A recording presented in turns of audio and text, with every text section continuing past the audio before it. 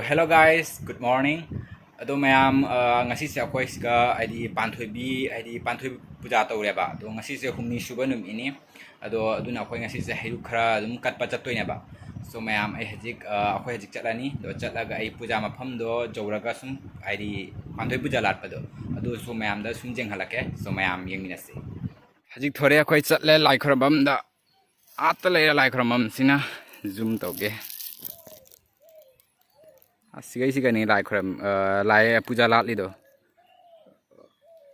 like yaudo ra jik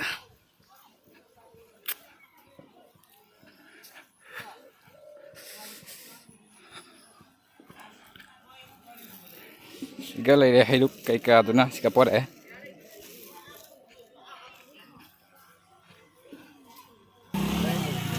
zaure Laimrel langol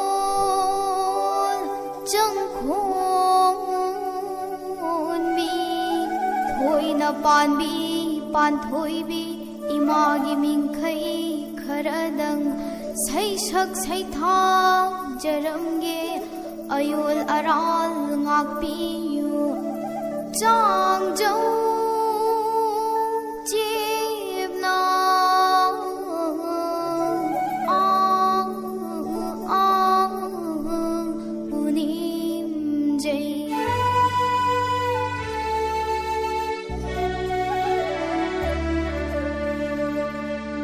Yakari kundile ya thokle lam thokle harau mapung pharagle nungai mapung pharagle pharagle da ima pharagle da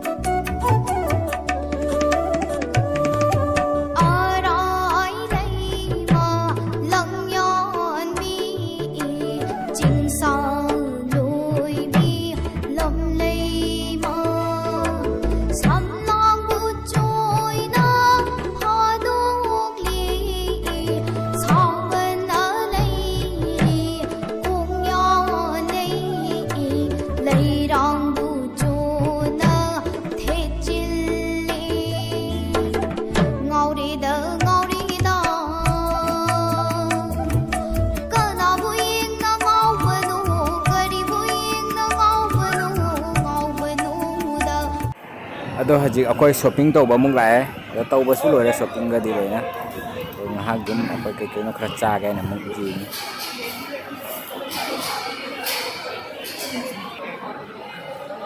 hajik pizza cha ga na muk hai changai firon lai ba loi ra tu na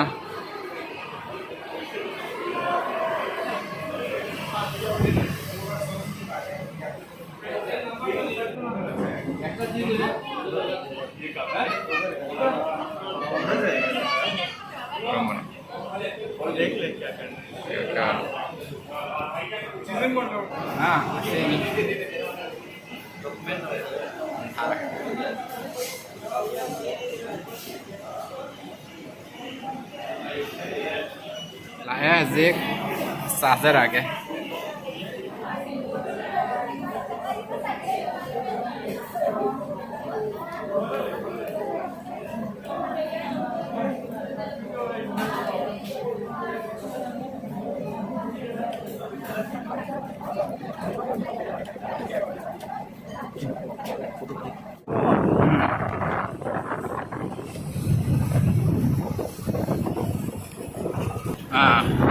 Durga Puja ki pendel Durga lai su pore